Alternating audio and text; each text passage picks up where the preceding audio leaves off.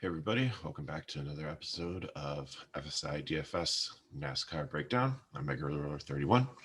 We'll be covering the Kansas race, the Buschy McBusch 400 from Kansas Speedway, 267 laps. Starts at 3:11 p.m. Eastern Standard Time. The weather forecast originally looked like there'd be about 25% chance of rain during the race. Looks like it's down to about 15 now, weather in the 70s. So hopefully the rain holds off and it's a nice race. Truck race on Saturday night was a decent race. It was very few cautions.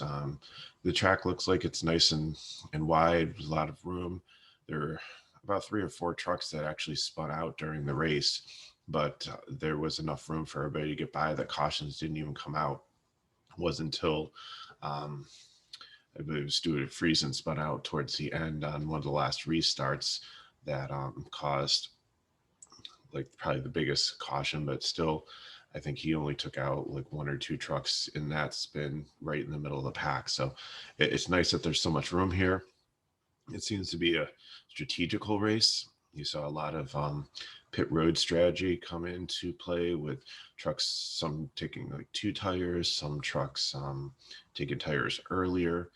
It seems like if this is going to stay green, that trucks are set up for long run speed once all the tires are even is what's really going to be beneficial here for this race. And we even saw like John Hunter Nemechek go in on the overtime before that, give up he's in like 3rd place to put scuff tires on that they ran only about 20 or some laps on, just to get cooler tires on the truck, just to try to make a difference. And it seemed to be a little bit, but we did see passing in this, which is good, because some of these other races where we have an intermediate track, you just get the dominator gets out there in clean air and they just start pulling away, and everybody else is fighting for second and third behind them and they just can't catch up to them. So you see some long runs where they accumulate lap after lap after lap and fast laps. So hopefully it's the same for Cup, where you see a competitive race, you see some passing and some excitement. And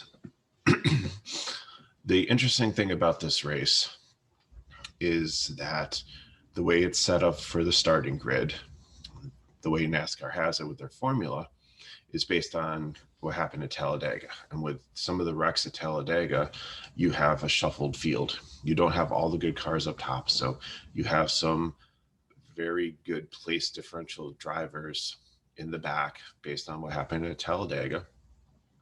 And even though there wasn't like a super big wreck that took out like a massive amount of cars, just because they're in such a big pack that the difference between like first and like 20th is just seconds, whereas in a normal race it could be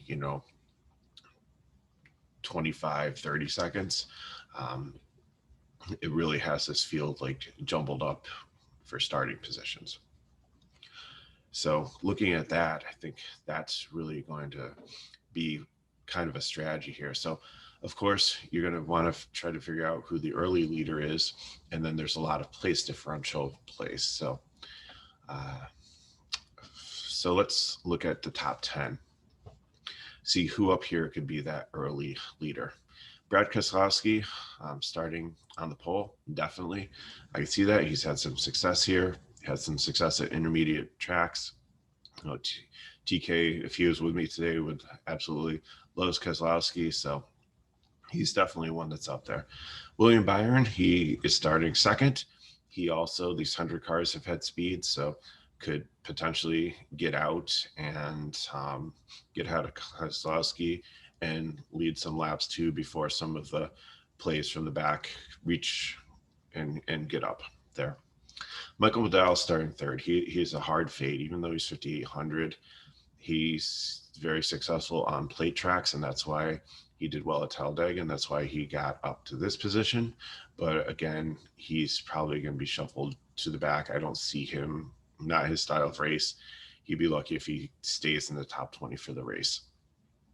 Kevin Harvick is fourth. He potentially could get out and lead early. It all depends on do they nail the setup here or not. They did in one of the races last year. They haven't been super bad on intermediate tracks.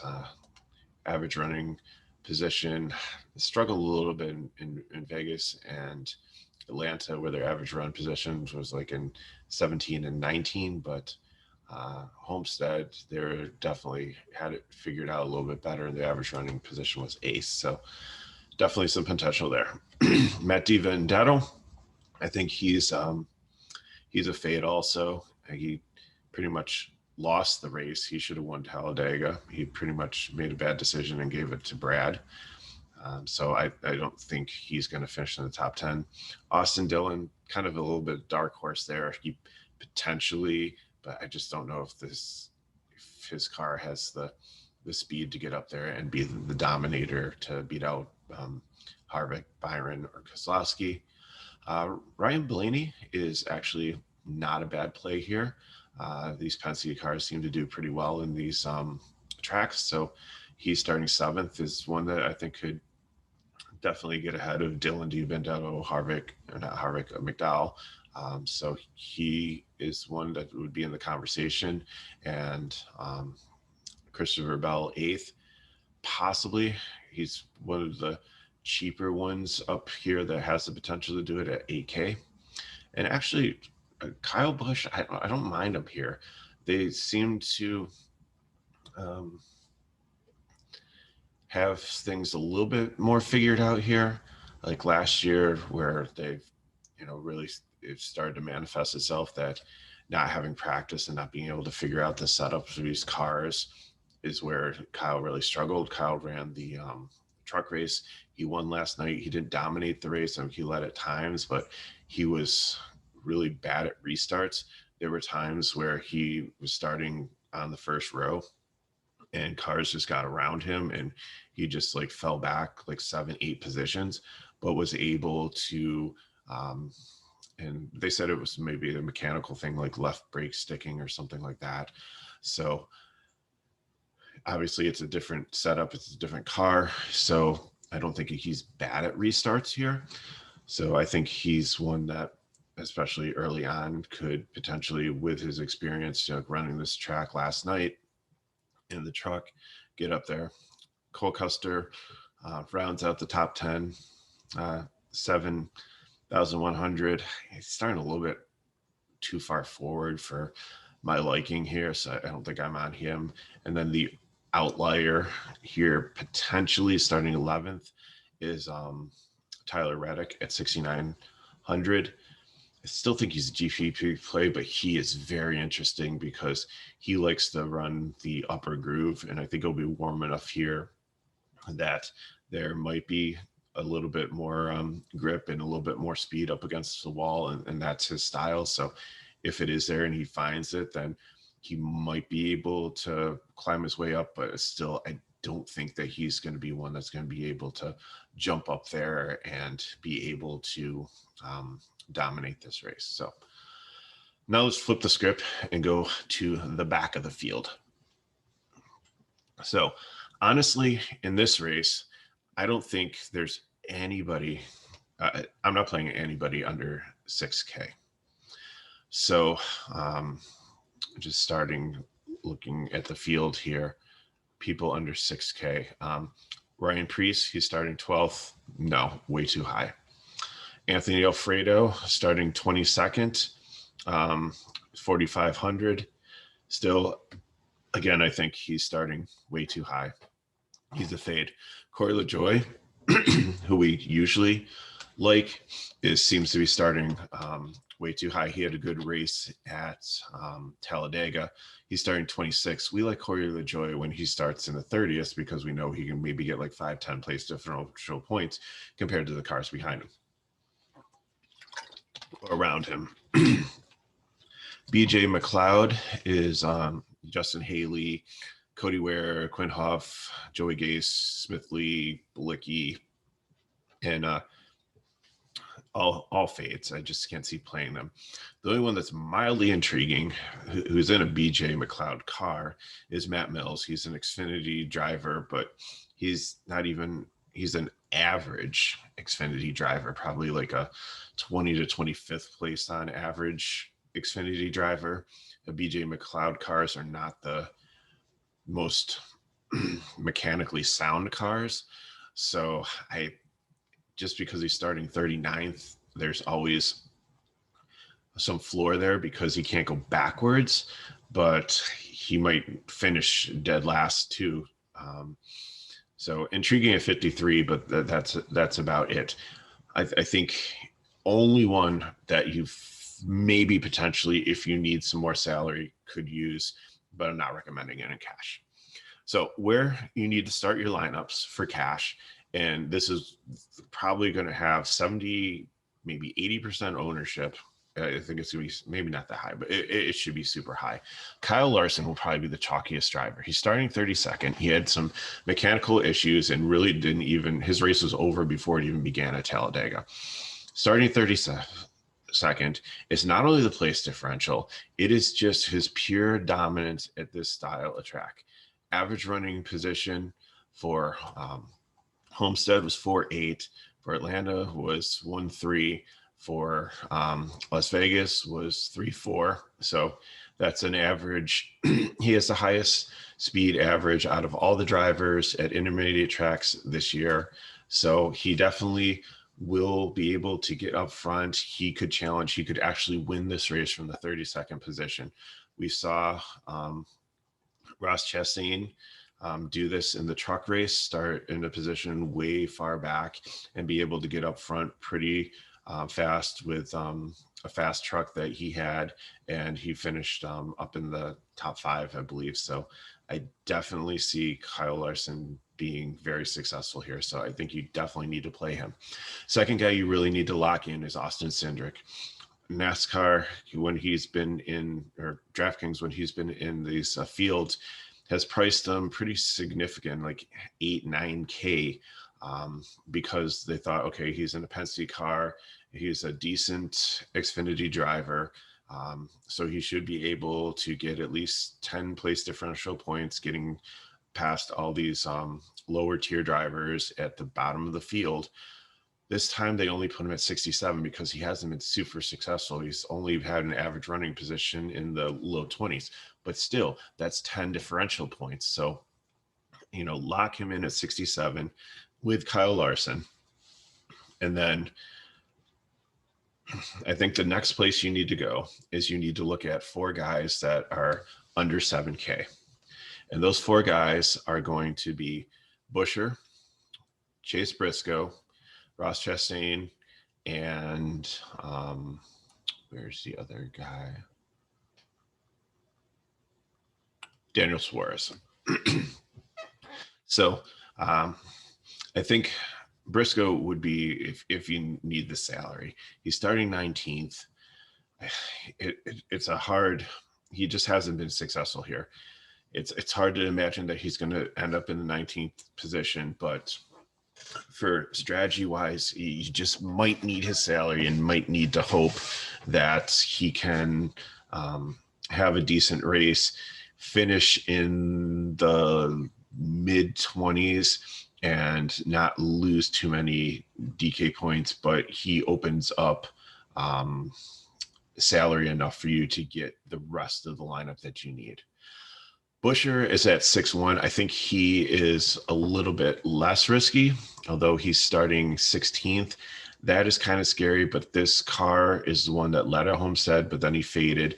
But he actually did pretty well. He's finished 19th, 14th, and 7th at the half-mile tracks this year. So I think he is one that you would could look at for these next 2 plays in your lineup. Daniel Suarez, I really like him. He's seen some speed. He's been inconsistent. I know TK really likes him. I know he had that crash a few weeks ago where his car was on complete fire there.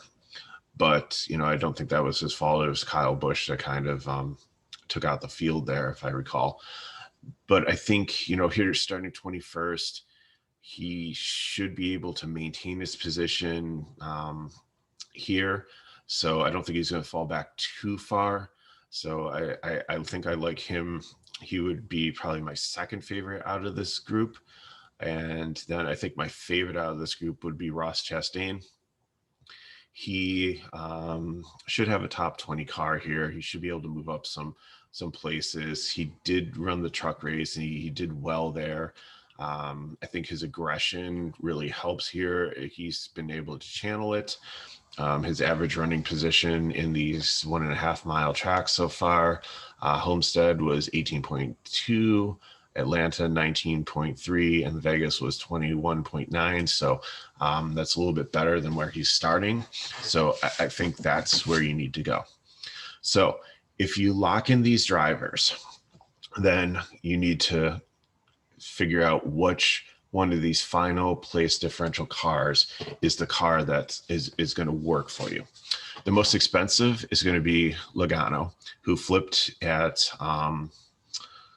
Talladega, so that's why he's starting 29th here. He's okay from that wreck. He did get some food poisoning because he was supposed to broadcast a truck race last night, but he wasn't able to do that because of being sick. But he said he is feeling better and he should be fine for this race. So just keep an eye on that in case something weird happens and he is a late scratch, but I do think he's fine. But the problem is if you play him at 11K, you're going to need to probably pair the Bs here, Briscoe and Buescher, or drop down and take Matt Mills if you want to get a decent car in with the other two guys in our core lineup that we're building here, because that only really gets you Christopher Bell up top. You only have like 8K left. So you'd have to gamble on Matt DiBenedetto and Austin Dillon as an early lap leader. I really don't see that. Christopher Bell, possibly. Or do you just kind of like fall down here and take like an Eric Jones and just go all place differential and worry about getting your early lap leader in? The next guy to pop in your lineup would be Alex Bowman. Alex Bowman seems to have some speed here. He's been really good at these tracks. Might work with Larson to try to get up front. He could definitely lead laps. He's been strong. He's had a second place finish at Kansas. He's finished almost in the top 10 in the last 3 races. So, you know, I kind of like him and his price. He's the cheapest out of some of these guys that are shuffled back here, and has a decent place differential also. And if you use him, that opens up getting like a Byron early. I think you might need to take like Buescher or Briscoe. Let me just check here if I plug in Bowman. And let's see who we're taking. So you add your 6K guy. Let's see if we can get up to Chastain. That leaves you 9K. So 9K would get you William Byron. You'd need to go a little bit lower. You'd need to drop down to Briscoe or Buescher to get in Kevin Harvick, but that's not bad there. And I think you might even have enough if you take both of them to get Brad Keselowski or Ryan Blaney. Kyle Busch, again, here at 8.6 is a very good price. And I think, you know, he has the potential for Lunch and Cash to actually work out to get you a little bit of place differential and to get up there and be a dominator. So Bowman might be one of my favorite plays as the place differential guy to put here. Just opens up so much. Ricky Stenhouse is at 8.2. He definitely has some place differential. I think he is going to have some low ownership if people are going with like this build that seems to be the one that looks like it's going to be the most popular with Larson Cindric, the 2.6K guys. But if you plug him in at 8.2, even if you take like Chastain and Suarez, who are the 2 upper guys, if you put in Stenhouse, that leaves you 11. So, I mean, you pretty much can, you're 100 short on getting Logano in there if you just wanted to build everybody from the back. lineup. But if you want to move up to a mid-range guy, skip the early dominators that think maybe they trade on and off early in this race, and nobody really gets out there and does anything till after like if they have a competition caution or after stage one, then this 11K, if you're going in this build, would open up like Denny Hamlin to you, who's starting 20th, who has had a lot of success at this track. So, if you put Stenhouse in there for that pairing. The other guy you could put there too is Chase Elliott. He's starting 17th. I think I prefer Hamlin with the place differential and how well he's run at these tracks. I like him better. He's been very consistent this year in these 1.5 mile tracks. So I think he would be the play, but Chase Elliott definitely is in the question. The only other guy here to really talk about is Mark Truex Jr. I like him, as you guys know. He's my daughter's favorite driver, and she throws shade at me if I do not play him. But he has really struggled at restarts here at this race, and I think it might be the same thing with like Kyle Busch. Is like if he gets up there to lead, he might be able to get out of the way, or he just might get shuffled back and might not be able to have enough speed to get back up to the front. So hopefully that helps you with some strategy. I think this is kind of neat the way it is, because it's not like all the good cars are up top, so we're like splitting hairs there and like trying to figure out like what scrubs to put in our lineup. I think that if you start with like the Larson and Cindric, you throw in the 6K guys and then figure out who you're going to take from the back and who your early lap leader is. Or if you use like Ricky Stenhouse as your place differential guy from the back, he opens up some of the 3 mid-range guys to you that could get up and get some place differential, but also lead